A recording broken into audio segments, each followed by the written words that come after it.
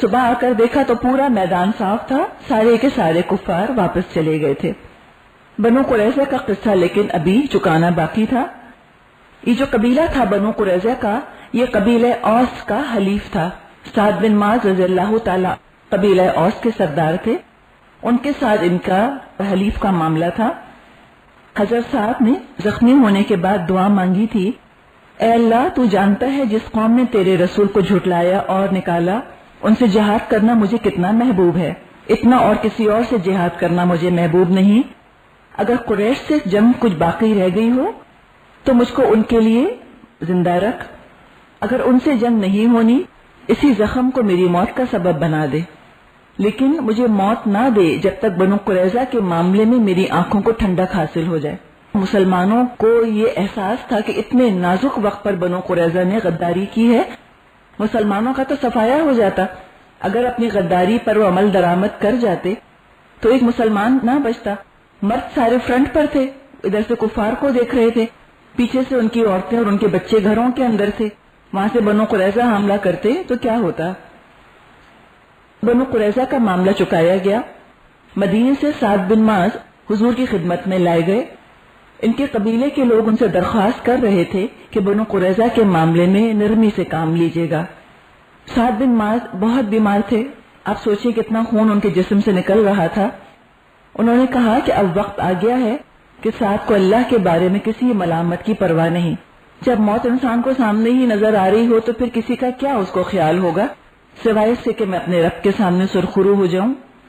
انہوں نے فیصلہ دیا کہ مردوں کو قتل کیا جائے، عورتوں اور بچوں کو قیدی بنا لیا جائے اور ان کے اموال تقسیم کر دیے جائیں۔ اکثر کتابوں میں یہ فیصلہ نبی اکرم کا فیصلہ کہہ کر لکھا جاتا ہے۔ ہو سکتا ہے کہ اللہ کے رسول فیصلہ کرتے تو جو ان کے اپنے رحمت اور رافت کا انداز تھا تو ممکن ہے کہ وہ اتنا سخت فیصلہ نہ دیتے۔ جیسے بدر کے قیدیوں کے بارے میں ہم نے دیکھا تھا کہ آپ نے فیصلہ یہ کیا تھا کہ قتل نہیں کرنا چاہیے ان کو، بلکہ ان کو چھوڑ دینا چاہیے فدیہ لے کر۔ اسی طرح بنو قینقاع بنو نذیر کے معاملے میں بھی آپ نے نرمی برتی تھی، لیکن بنو قریظہ نے اللہ کے رسول کو حکم نہیں بنایا، ان کی بھی اپنی مرضی یہی تھی کہ سعد بن معاذ ان کے حکم بنے اور ان کے کیس کے بارے میں حضرت سعد بن معاذ فیصلہ کریں۔ اپنی چوائس تھی، ان کی اپنی پسند تھی، انہوں نے یہ فیصلہ دیا۔ رسول اللہ نے فرمایا تم نے ان کے بارے میں وہی فیصلہ کیا ہے جو اللہ تعالیٰ نے 7 آسمانوں پر کیا ہے۔ بنو قریظہ نے مسلمانوں سے جنگ کے لیے 1500 تلواریں، 2000 نیزے، 300 زرہیں اور 500 ڈھالیں تیار کر کے رکھی ہوئی تھی۔ اتنے اسلحہ کے ساتھ اگر وہ حملہ کرتے تو ہم سوچ سکتے ہیں کہ مسلمانوں پہ کتنی آفت آتی۔ سارا ان کا اسلحہ مسلمانوں کے قبضے میں آیا۔ اس کے بعد سعد بن معاذ کا زخم پھوٹ نکلا، ان کی دعا کی قبولیت کا وقت آ گیا۔ رسول اللہ نے مسجد نبوی میں ان کے لیے خیمہ لگوا دیا تھا تاکہ آپ ان کا حال چال پوچھ سکیں، کچھ ان کا خیال رکھ سکیں۔ مسجد نبوی کے پاس ہی تو حجرے تھے نا سارے ازواج کے، تو ظاہر ہے ان کے اللہ کے رسول کے لیے مسجد نبوی تک آنا اپنی بیویوں کے حجروں سے ایک آسان کام تھا۔ آپ ان کی دیکھ بھال بھی کیا کرتے تھے، خیر خیریت پوچھتے رہتے تھے۔ ان کا انتقال ہوا، ان کا جنازہ اٹھایا گیا تو لوگوں نے کہا کہ یہ کتنا ہلکا ہے، آپ نے فرمایا اس کو فرشتے اٹھائے ہوئے ہیں۔ بخاری میں روایت ہے رسول اللہ نے فرمایا کہ اللہ کا عرش سعد بن معاذ کی موت سے جھوم گیا خوشی کی وجہ سے۔ بنو قریظہ کے قیدیوں میں ریحانہ بنت شمون بھی تھی۔ جب قید ہو کر آئی ہیں اللہ کے رسول نے ان کو اختیار دیا کہ اگر وہ اسلام قبول کر لیں تو آپ ان کو اپنے لیے پسند کر لیں گے۔ بعض علماء کا خیال ہے کہ آپ نے حضرت ریحانہ سے نکاح کیا، وہ باپردہ رہا کرتی تھیں اور ان کی باری کا دن مقرر تھا۔ بعض کا خیال ہے کہ نکاح تو نہیں کیا لیکن ان کو اپنی ملک یمین بنا کر آپ نے رکھا۔ رسول اللہ صلی اللہ علیہ وسلم کو ان سے بہت محبت تھی۔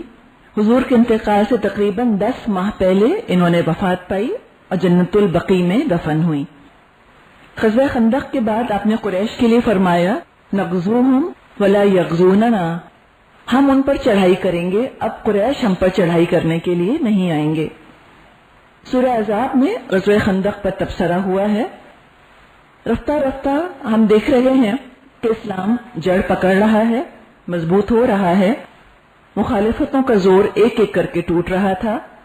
जहां लोग इस्लाम की फौजी ताकत से मरूब हो रहे थे, वहां उनका इखलाकी रोब भी कुफार को बहुत मुतासिर करता था।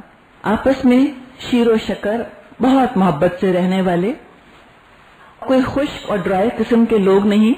बहुत ही लतीफ मजाक भी इनके यहाँ चला करता था।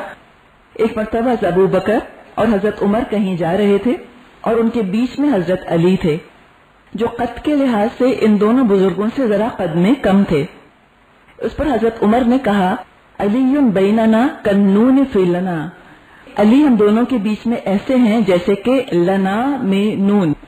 देखा ना आपने लना कैसे लिखते हैं।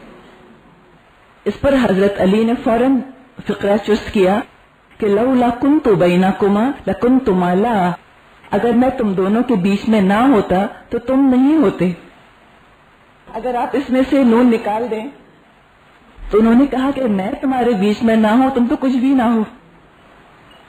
हाजिर जवाबी और जहानत और शगुफ्तगी है ना, अच्छा सा एक इम्प्रेशन आता है कि कैसे उनकी बातें हुआ करती थी। महफिलें होती थी, गुफ्तगू होती थी, लोग अपनी अपनी पसंद बयान करते थे। रसूलुल्लाह ने फरमाया, मुझे 3 चीजें महबूब हैं, खुशबू, औरतें और मेरी आंखों की ठंडक नमाज है। ये कितना मुख्तलिफ तस्वुर है। आम जो मुख्तलिफ मजहबों में एक तस्वुर पाया जाता है औरत के बारे में, जिसका तो नाम लेना यूं लगता है जैसे जुबान गंदी हो गई, और ये कहना साफ साफ कि औरत पसंद है, वो तो लगता है कि जैसे कोई नाउजुबिल्ला, कितनी बुरी बात है। लेकिन एक फितरत की बात है कि आपने ऐन फितरी बात कही, और कितनी एक औरत की एलिवेशन है इसके अंदर कि इंतहाई पसंद की जाने वाली चीज है, बहुत अच्छी चीज है, बहुत बड़ी नेमत है। तभी आपने जिक्र किया है। ये ईवल नहीं है, कोई बुराई की जड़, गुनाह की पोट नहीं है। अगर औरतें ही ना हो तो मर्दों की जिंदगियां तो बिल्कुल खुश्क और बेकार होकर रह जाएं।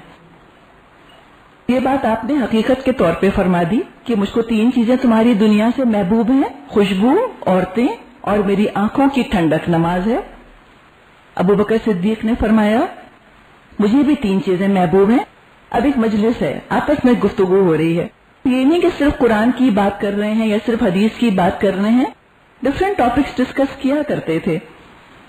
उन्होंने कहा, मुझे 3 चीजें महबूब हैं कि रसूलुल्लाह के चेहरे पर हर वक्त मेरी निगाह रहे, मेरा माल आप पर खर्च होता रहे और मेरी बेटी आपके निकाह में रहे।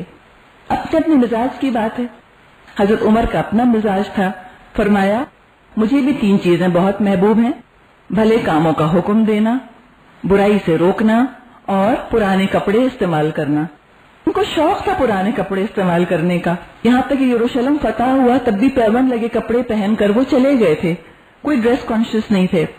हजरत अली ने फरमाया, मुझे भी 3 चीजें बहुत प्यारी हैं, मेहमान की खिदमत करना, गर्मी में रोजा रखना और अल्लाह के दुश्मन पर तलवार का वार करना। अब ये तो हम उर्दू में पढ़ रहे हैं ना, तो उसकी खूबसूरती नहीं आ रही। ये राइम करके बताया था कि ज़ैफ के साथ फिर सैफ, इस तरह करके ना कि मेहमान की खिदमत करना और सैफ से यानी कि तलवार से जिहाद करना, बहुत खूबसूरती आती है उसमें। ये गुफ्तगू हो रही थी कि जिब्रील अलैहिस्सलाम तशरीफ लाए। फरमाया, अल्लाह ताला ने आप लोगों की दिलचस्प गुफ्तगू सुन ली है और मुझे हुक्म दिया है कि अगर मैं दुनिया वालों में होता तो कौन सी 3 बातें मैं पसंद करता। फरमाया, भटके हुओं को रास्ता दिखाना, कमजोर और बेबस इबादत गुजारों की दिलजोई करना और बड़े कुनबे वाले गरीबों की मदद करना। कि अगर मैं इंसान होता तो उसको ये बातें पसंद होती। फिर फरमाया, अल्लाह रब्बुल इज्जत को अपने बंदों की 3 बातें बहुत पसंद है। अल्लाह की राह में अपनी ताकत खपाना, गुनाहों पर शर्मिंदा होकर रोना, फकर और फाके की हालत में सब्र करना। तो कैसी निराली महफिलें आप देखें हुआ करती थी कि अल्लाह के रसूल हैं, शमे महफिल हैं, फरिश्ते आ रहे हैं, अल्लाह ताला गुफ्तगू में हिस्सा ले रहा है। दुनिया में रहते हुए लगता है कि बस एक जन्नत का सा माहौल जो था वो उन्होंने वहां बनाया हुआ था।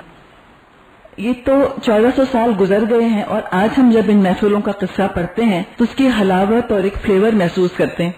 तो वो क्या एक माहौल होगा, जैसे हम कहें ना ड्रीम कम ट्रू, واقعی ایسے خواب سچے ہو جاتے ہیں، اسی طرح کا ماحول وہاں پر کریٹ ہوا تھا۔ نبی اکرم صلی اللہ علیہ وسلم اپنی عادت اور مزاج کے لحاظ سے بھی صبر کا اور تحمل کا آپ پیکر تھے۔ زید بن ثانہ یہودی تھے، اپنی کتابوں میں جو نبی کی علامات انہوں نے پڑھی تھیں وہ ساری انہوں نے ویریفائی کر لی۔ نبی اکرم صلی اللہ علیہ وسلم میں وہ تمام صفات پائی جاتی تھیں۔ دو علامات ایسی تھیں، دو نشانیاں کہ جس کا اب تک حضرت زید کو مشاہدہ نہیں ہوا تھا۔ ایک تو یہ لکھا ہوا تھا ان کی یہود اور نصارہ کی کتابوں میں کہ جو آخری نبی آئیں گے ان کا حلم غصے پر غالب ہوگا۔ حلم سے مراد ہے قوت برداشت، جب غصے کی کیفیت میں ہوں گے تب بھی آپ قوت برداشت سے کام لیں گے، حلم اور نرمی سے کام لیں گے۔ اس نشانی کا بھی تک ان کو تجربہ نہیں ہوا تھا۔ دوسری نشانی یہ لکھی ہوئی تھی کہ اگر کوئی آپ کے ساتھ جتنا زیادہ جہالت کا برتاؤ کرے گا اتنا ہی زیادہ آپ تحمل، پیشنس کا مظاہرہ کریں گے۔ ان دو چیزوں کا اب ان کو امتحان لینا تھا۔ آپ کے ساتھ کچھ خرید و فروخت کا معاملہ کیا اور اپنے مال کا تقاضا کرنے کے لیے رسول اللہ صلی اللہ علیہ وسلم کے پاس آئے۔ جو ٹائم پیریڈ فکس تھا اس سے 2-3 دن پہلے ہی آ گئے کہ میرا مال جو لیا تھا، جو قرضہ لیا گیا تھا وہ مجھ کو واپس لوٹایا جائے، اور آپ کا کرتا اور چادر کا پلو پکڑ کر کرختگی سے اور بہت سختی سے کہا، اے محمد میرا قرض ادا نہیں کرتے؟ اللہ کی قسم میں تم سب اولاد عبد المطلب کو خوب اچھی طرح جانتا ہوں، بہت تم بد لوگ ہو۔ اب سوچئے کہ خود اللہ کے رسول سے ایسے بات کی اور پھر پورے خاندان کو لپیٹ میں لے لیا۔ خاص طور پہ عربوں کے تو ہم جانتے ہی ہیں کہ ان میں قبائلی حمیت اور وہ چیزیں تو بہرحال تھیں۔ آج ہم بھی اس چیز کو محسوس کر سکتے ہیں کہ اگر کوئی ہمارے خاندان کو برا کہہ لے ہمارے ساتھ ساتھ تو وہ بات زیادہ سخت ہو جاتی ہے۔ حضرت عمر رضی اللہ تعالیٰ عنہ وہاں موجود تھے، انہوں نے اس کو گھورا اور ڈانٹا اور کہا کہ او اللہ کے دشمن، کیا کہہ رہا ہے؟ اگر رسول اللہ کا مجھ کو ڈر نہ ہوتا تو میں تیری گردن اڑا دیتا۔ لیکن حضرت زید بن ثانہ کہتے ہیں کہ حضور نہایت سکون سے مجھے دیکھ رہے تھے۔ ایک ہوتا ہے نا ایک آبزرو کرنا کہ یہ کیا کہہ رہا ہے، کیوں کہہ رہا ہے ایسے۔ پھر فرمایا، اے عمر میں اور یہ ایک اور چیز کے محتاج تھے، وہ یہ کہ تم مجھے خوبی سے اس کا حق ادا کرنے کو کہتے اور اس کو نصیحت کرتے کہ احسن طریقے سے مطالبہ کرے۔ جاؤ اس کو لے جاؤ، اس کا حق ادا کرو، اور تم نے جو اس کو ڈانٹا ہے اس کے بدلے 20 سا یعنی تقریباً 2 من کھجور اس کے مطالبے سے زیادہ دینا۔ آپ دیکھیں کہ ہم اس نبی کی امت ہیں، کچھ تو خوبیاں آخر ہم کو اپنے اندر بھی یہ پیدا کرنی ہوں گی اگر ہم چاہتے ہیں کہ قیامت کے دن ہم اپنے رسول کا دیدار کریں اور ہم ان کے ساتھ جنت میں رہیں۔ تو یہ تو پھر ایسا نہیں ہو سکتا کہ ہم کسی اور ہی ٹرینڈ پر چلتے رہیں اور پھر بھی اپنے نبی کے ساتھ ہم ہو جائیں۔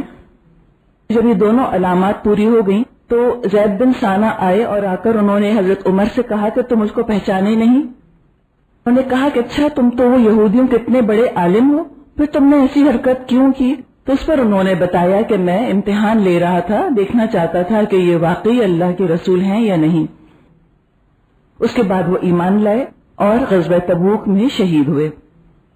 ہمیشہ اللہ کے رسول خوش اخلاق رہتے تھے، آپ کے چہرے مبارک پر مسکراہٹ اور فریشنس رہتی تھی، بشاشت رہتی تھی، چیئرفل رہا کرتے تھے ہمیشہ۔